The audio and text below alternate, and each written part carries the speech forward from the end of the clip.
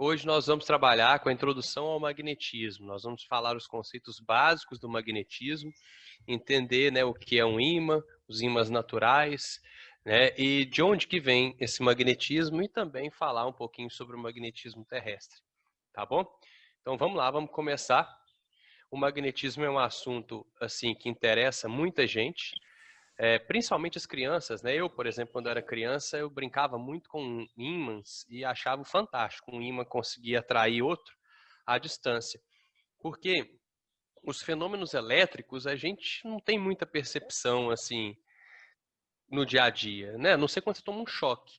Ou, antigamente, quando as televisões eram de tubo, não sei se vocês são dessa época, né? Porque ontem eu falei numa aula que eu tinha feito vestibular em 2001. Aí a menina falou assim, nossa, você fez vestibular antes de eu nascer. Eu falei assim, nossa, me sentindo velho pra caramba, né? Na televisão de tubo ficava uma eletricidade estática na tela. Se você chegasse os cabelinhos do braço perto, eles ficava tudo em pezinho assim, ó. Aí você chegava o cabelo perto e tal. Basicamente o único fenômeno elétrico que a gente tinha assim no dia a dia. O fenômeno magnético era muito mais fácil. Era só você pegar um ímã, dois ímãs e ficar brincando com eles. Tinha até aqueles, tipo uns feijãozinhos, né, que era ímãs que você jogava para cima, assim, eles ficavam batendo no outro. Era bem legal, bem divertido, tá? Inclusive, o que despertou a curiosidade, por exemplo, no Einstein, ele conta, né, depois para um repórter, foi que o pai dele deu para ele uma bússola quebrada e um pedacinho de ímã. E aí ele mostrava que o ímã atraía a agulha da bússola, mesmo de longe. O Einstein ficou maravilhado com aquilo e começou a achar bacana esses fenômenos naturais, elétricos e magnéticos, tá? Por isso que o magnetismo é importante e também porque o magnetismo ele vem sempre junto da eletricidade. A gente estuda separado, a gente estuda eletricidade e magnetismo, mas se alguém for fazer faculdade de física e tal, você não vai ver eletricidade e magnetismo, você vai ver uma matéria só chamada eletromagnetismo, porque a eletricidade nunca está sozinha. Ela nunca está, você nunca tem um fenômeno elétrico separado do magnético, tá? Quem mesclou essas duas coisas foi o Maxwell, com as quatro equações do magnetismo, do eletromagnetismo, beleza? Mas vamos então estudar na nossa sequenciazinha básica. Aí eu preparei aqui uma aula baseada em dois livros, tá? Baseado no livro do Ramalho e baseado no livro do Paul Hewitt, que eu gosto bastante, sempre falo, né? Então vamos lá. Origem do magnetismo, de onde que vem? Magnetismo, muito provavelmente essa palavra, né? Ela vem da magnetita, que era uma pedrinha encontrada já, tem registro dessa magnetita 2000 anos atrás, numa região da Grécia. E os habitantes lá percebiam que essa magnetita é um óxido de ferro, tá? Ele composto de dois óxidos de ferro, FeO e Fe2O3. Aí tem percentuais diferentes, então se acaba dizendo que é Fe3O4. Tá? Essa magnetita ela é um óxido de ferro e ela tem essa propriedade magnética. Ela consegue atrair ou repelir outros ímãs, ela consegue atrair outros metais, ela consegue gerar um campo magnético em volta dela. Aí eu coloquei aqui os principais fenômenos do magnetismo. Tá? Por exemplo, não sei se vocês já brincaram com isso.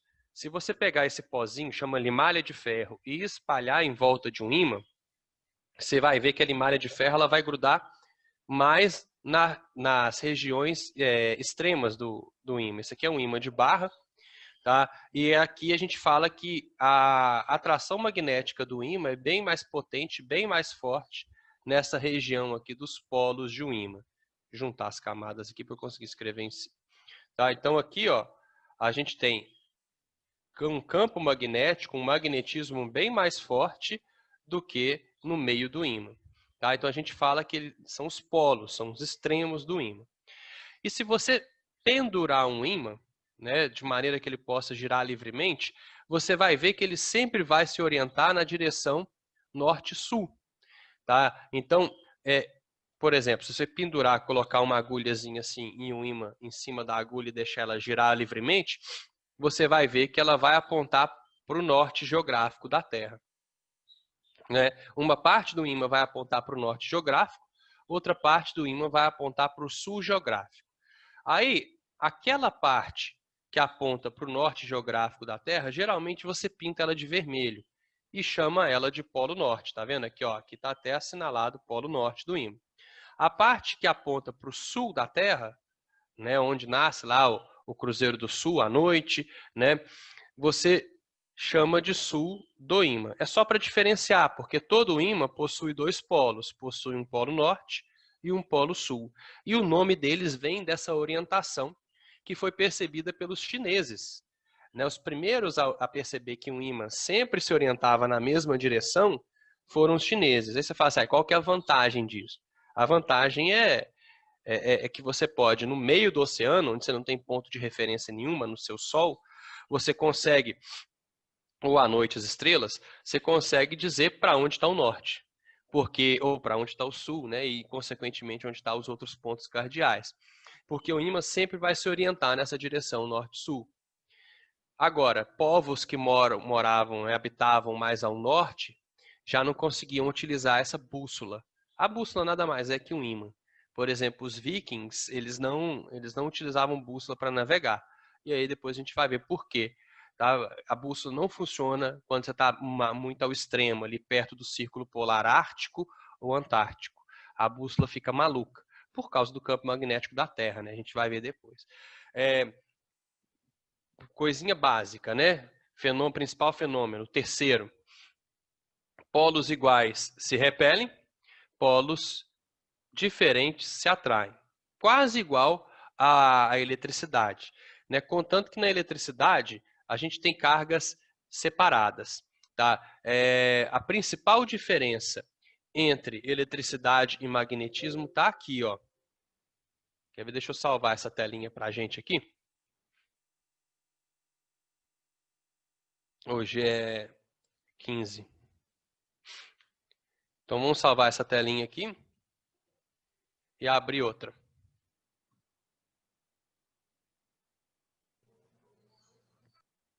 Alguma dúvida aí nessa primeira tela, pessoal? Pode perguntar, sinta-se à vontade, tá? Pode abrir o microfone, perguntar, à Abud, vontade. Oi, diga. eu tenho uma pergunta. Pode falar. Pode botar um slide, por favor? Opa, deixa eu abrir aquele que eu Isso. salvei. É isso aqui mesmo. Diga. É uma pergunta meio idiota, mas... Não existe pergunta idiota.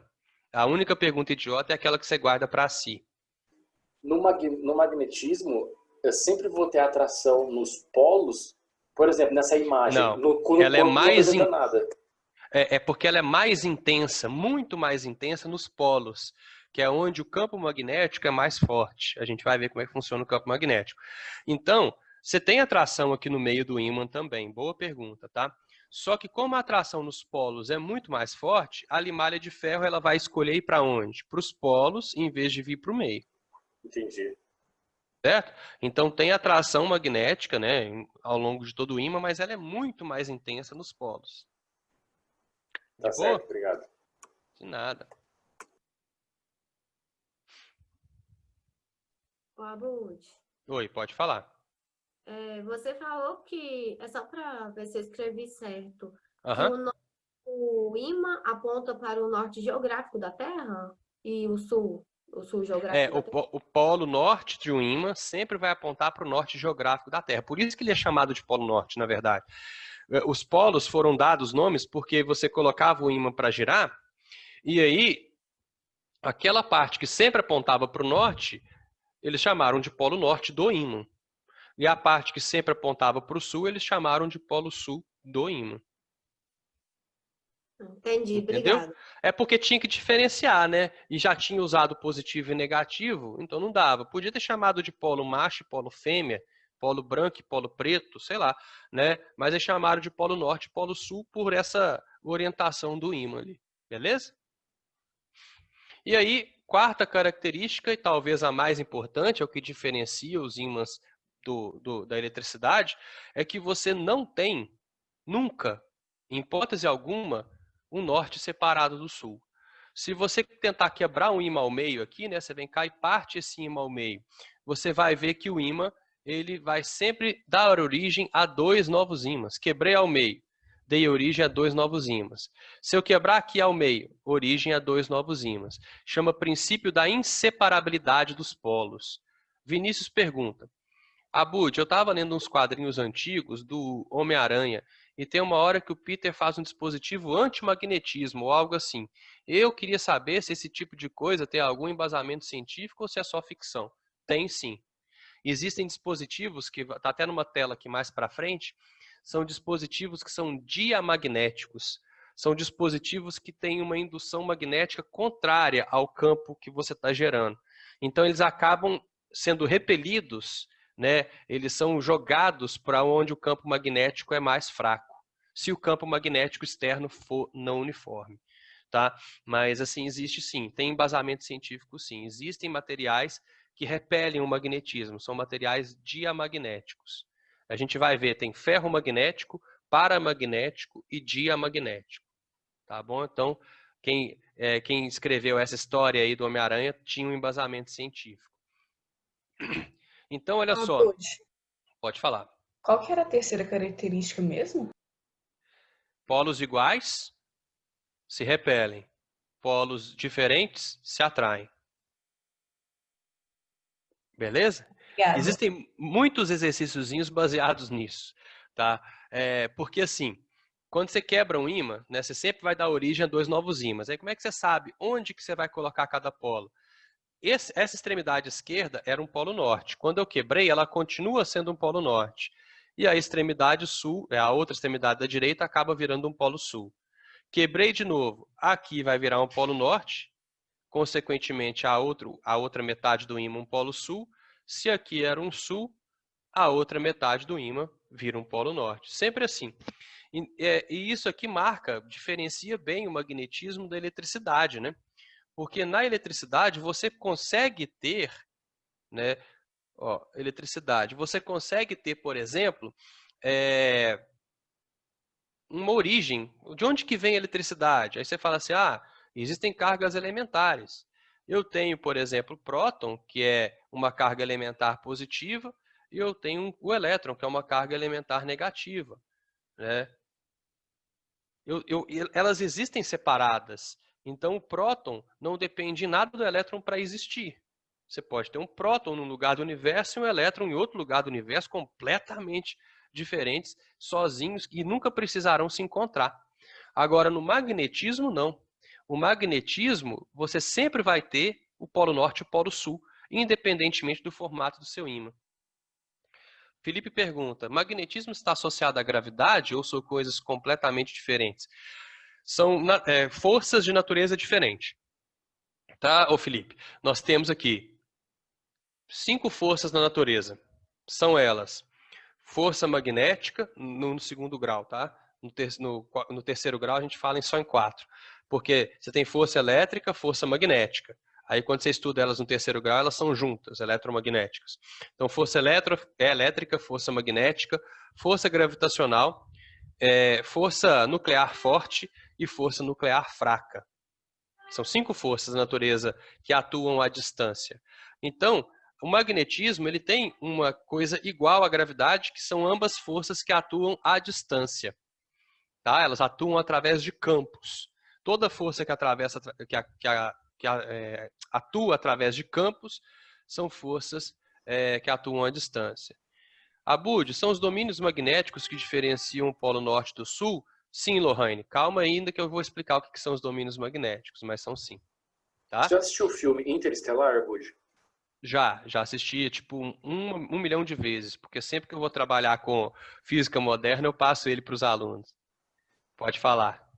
Acho que tem um momento que eles meio que associam magnetismo com gravidade, que eles falam que é a única força que consegue viajar no tempo. Eu não lembro. Viajar no tempo? Não, porque são forças de campo, né? Pode ser isso, pode ser algo assim, né? As forças de campo, elas têm essa característica em comum, né? Que elas atuam à distância, pode ser. E como o espaço ali perto de um buraco negro está completamente deformado, o próprio campo magnético gerado pelo buraco negro, pelo planeta, também vai estar deformado. Pode ser isso, né? Podem perguntar, viu, gente? À vontade. É bom Abud, quando vocês participam. Pode falar. Abud, Como que eles sabem qual é o polo norte e qual é o polo sul de um ímã? Como que diferencia? Você pendura ele, deixa ele girar livremente. Aquela parte que apontar para o norte geográfico é o polo norte do ímã. A parte que apontar para o polo sul geográfico é o polo sul do ímã. Mas em caso Aí, da bússola que eu não sei, ué. Como é que eu vou como saber se tá assim? certo? A bússola ela é um instrumento que ela sempre aponta, né? Vamos pegar aqui bússola, uma imagem aqui rapidinho no Google. A bússola ela é um instrumento que ela sempre aponta para o polo norte.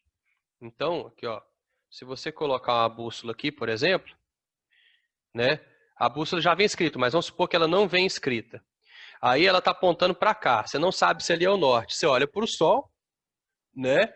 E através da posição do sol, você vai saber mais ou menos onde está o norte. Se aquele é o norte ou se aquele é o sul, né? Que a bússola está apontando. Se tiver de noite, você tem estrelas, por exemplo. Você olha, aqui no hemisfério sul, você pode olhar para o Cruzeiro do Sul, que o Cruzeiro do Sul está mais ou menos no polo sul. Na verdade, o Cruzeiro do Sul, né, ele vai estar tipo assim, né? Ó, ele está um pouquinho deslocado aqui do sul. Mas aí você já sabe que essa parte da agulha da bússola é o sul. Entendeu? Então, e se for no polo norte, tem a estrela polar. A estrela polar, ela tá em cima do eixo de rotação da Terra no polo norte. Por quê, Gisela? Se você ficar perdida, você está ferrada.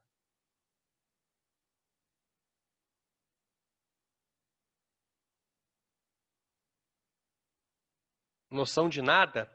Vocês conhecem aquela teoria das múltiplas inteligências, não conhecem? Né? Existe a inteligência espacial. Tem pessoas que realmente têm uma inteligência espacial pior do que as outras, né? Então, assim, mas é questão de treino também, tá? Aqui é o Cruzeiro do Sul. Cruzeiro do Sul você vai poder saber mais ou menos onde está o sul da bússola. E aqui, o Polo Norte, se você estiver lá visitando o Canadá, a estrela polar vai te falar mais ou menos onde está o Polo Norte. Não, nem sei como é que desenha uma estrela aqui, peraí. Acho que o pessoal faz assim, né? Estrelinha. Vocês sabiam que existe uma corrida chamada corrida de orientação? Que você dá um mapa para a pessoa seguir e uma bússola e fala assim, chega mais rápido lá. O pessoal do Cefet, eles faziam esse esporte aí, corrida de orientação. A minha inteligência espacial é nula. Olha o pessoal aí. Eu tô me perdendo dentro de Ermida. Pô, Ed, não. Ermida só tem uma cidade, uma rua. Ai, ai. Eu fazia com o pessoal de escoteiro. É bem bacana, né? A corrida de orientação. Tenho muita vontade de fazer. Já fiz, mas sou péssimo. Mas vamos lá, a gente entender aí, então como é que você pode identificar qual é o polo norte, qual que é o polo sul da bússola, né? Agora, um mapa sem uma bússola não serve de nada. Você pode ter um mapa, mas se você não souber como você vai orientar o mapa, né? Não funciona. Então, olha só, na eletricidade você tem partículas elementares responsáveis por gerar a eletricidade. No magnetismo, não. No magnetismo, você não tem essas partículas elementares. Então, não existe no magnetismo o norte separado do sul. Não existe um monopolo magnético.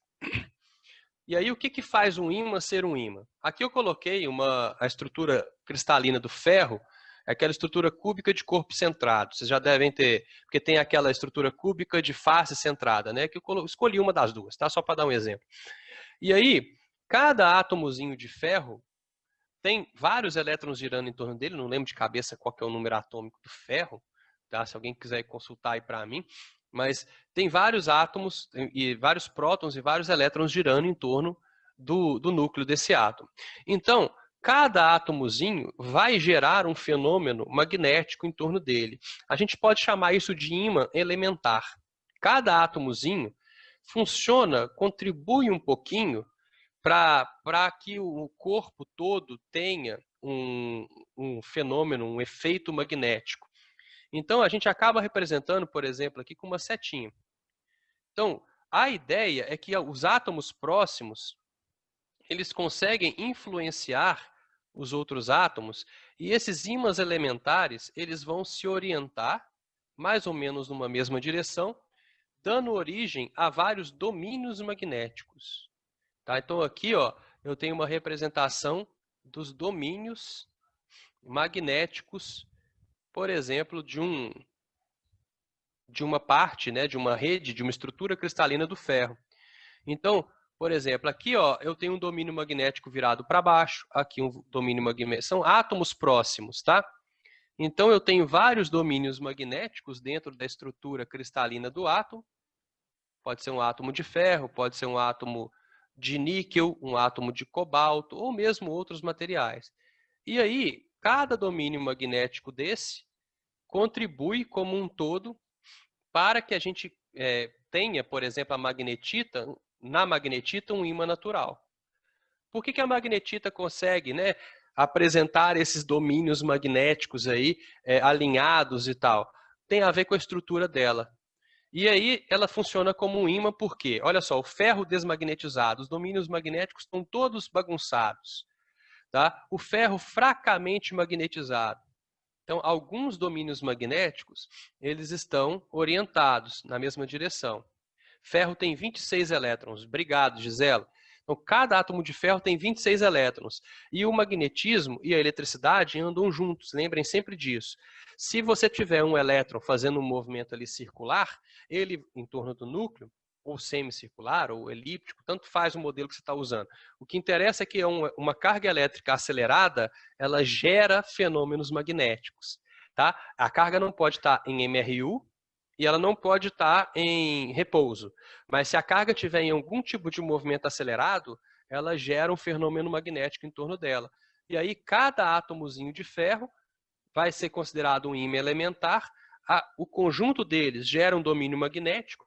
E quando os domínios magnéticos estiverem todos alinhados, ferro fortemente magnetizado, você vai ter os polos de um ímã bem identificados, polo norte e polo sul. Por isso que se eu cortar o ímã ao meio, eu continuo tendo dois ímãs. Para onde os domínios magnéticos apontam é sempre polo norte. E de onde eles vêm é sempre o polo sul daquele ímã. Tá vendo? Então é por isso que quando o ímã é partido ao meio, né, a gente tem ali dois novos ímãs, porque os domínios magnéticos, eles continuam alinhados. Aí um aluno uma vez me perguntou, Abud, e se eu partir, até eu chegar em um átomo só? Se você tivesse essa paciência, você não ia ter um ímã ali, porque o magnetismo de um átomo só vai conseguir fazer o quê? Influenciar outro átomo só. Então, você tem que ter ali um conjunto de domínios magnéticos orientados para que você tenha um fenômeno magnético visível ali naquele corpo. Aí, outro aluno uma vez me perguntou, Abud, então não seria o elétron a partícula elementar do magnetismo? Eu falei assim, mais ou menos, porque tem que ser um elétron em movimento acelerado e perto de outros átomos, outros ímãs elementares, para dar origem a um domínio magnético bacana, e depois ainda tem que ter uma orientação dos domínios magnéticos, tá? Para que isso tudo fique bacana, para que a gente consiga ter um ímã. Deixa eu ver aqui. Como o ferro consegue se expandir e contrair com variação de temperatura? Então, pensa só. Se você quer os domínios magnéticos alinhados, é melhor que você tenha uma temperatura baixa. Boa pergunta, Felipe. Porque você quer que tudo fique alinhado. Se a temperatura for alta demais, a agitação térmica ali vai ser grande. E isso vai desalinhar os domínios magnéticos. Por exemplo, uma vez quando eu era criança, eu deixei um ímã cair. Ele partiu em 2. Partiu em 3, na verdade. Só que uma das partes perdeu o poder magnético, porque a pancada também bagunça esses domínios magnéticos. Então, alta temperatura, pancadas muito fortes podem desmagnetizar o seu ímã. Tá? Só o ferro... Não, isso aqui eu usei um exemplo do ferro, Alexandra. Tá? Você pode ter ferro, níquel, cobalto, mas eu peguei um exemplo do ferro só. Beleza? Entenderam aí de onde que vem esse magnetismo dos ímãs? E aí você pode magnetizar os ímãs, outros materiais, através de um ímã muito forte. Então você pega um pedaço de ferro e um ímã muito forte. Se você chegar perto do pedaço de ferro, se você atritar um no outro, você magnetiza aquele pedaço de ferro. Se o campo magnético, né, se o pedaço de ferro for um ímã muito, muito, muito forte, quando você tirar de perto, o outro pedaço que você magnetizou ainda vai conservar propriedades magnéticas depois de um tempo. Você tem, por exemplo, coisas gravadas magneticamente, né? Vocês não são da época. Vocês sabem o que é uma fita cassete? Né? Vocês já viram uma fita cassete na vida? A fita cassete, ela é uma fitinha que a gente gravava filme, gravava música e tal, dava de presente para crush. Você gravava uma seleção de músicas e dava de presente para sua crush, tá? E era isso aqui, ó. Isso aqui é uma fita magnética, uma fita cassete. Aqui você tem, passando aqui, né, de um lado um rolinho, de outro lado outro rolinho. Aí esse rolinho vai desenrolando, passando aqui por baixo e enrola do lado de cá. Essa fitinha que passa aqui, ó, ela é gravada magneticamente. Né? Você orienta os domínios magnéticos dessa fita e aí o cabeçote do leitor, falando grego para vocês, ele lê essa orientação dos domínios magnéticos e transforma isso em som. Qual que é o problema dessa fita cassete? Se você deixar ela perto de outro ímã, ela apaga toda a música que você gravou. Se você deixar ela na gaveta durante 10 anos, ela vai apagar também. Mas por quê? Porque o próprio planeta Terra possui um campo magnético. E esse campo magnético do planeta Terra apaga as informações dessa fita cassete com o tempo. Né? A gente tinha também uma fita VHS, que era uma fita, né, de vídeo. A gente gravava ali vídeos também, né, fita VHS do videocassete. Se você alugasse uma fita de vídeo e não devolvesse rebobinada, você pagava multa na locadora de fitas VHS. É a mesma coisa, só que em vez de gravar só som, ela grava vídeo também. Só que gravações em VHS, elas perdem a qualidade, vão ficando cheias de chuviscos. Porque aqueles domínios magnéticos da fitinha aqui da fita cassete, da fita de vídeo, vão sendo desmagnetizados pelo campo magnético da Terra com o tempo. Nossa, mas que coisa antiga, né? Não, não, senhor. O seu HD, se não for SSD, o HD SATA, por exemplo, normal, ele também corre risco de perder os dados. As gravações eternas são gravações físicas. Por exemplo, o LP, se você conservar o disco de vinil, se você conservar ele dentro de uma gaveta por 1000 anos, ele vai continuar, né? Disco de vinil. Ele vai continuar, deixa eu colocar aqui para mostrar para vocês. Disco de vinil vocês já devem conhecer porque, né, voltou à moda agora, né? Então, tipo, tem aqui, ó, tem um tapete que imita um disco de vinil. Eu achei primeiro aqui, tá vendo? Esse disco de vinil é uma gravação física. Você pode gravar, guardar ele para sempre ali dentro da gaveta. Se não tiver arranhado, fisicamente falando, ele vai continuar tocando a música. Um CD é uma gravação física. Um DVD é uma gravação física. A Laura falando, eu assistia desenho nas fitas VHS. E se colocar um monte de fita junto também? Não, aí não. Ali os domínios magnéticos ela não geram um fenômeno magnético tão forte assim, não.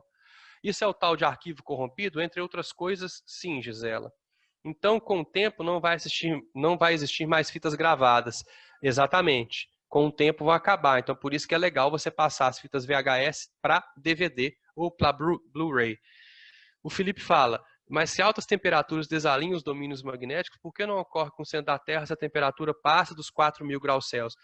Mas é porque lá, o campo magnético da Terra é gerado pelas cargas elétricas em altíssimo movimento no centro da Terra. Tá?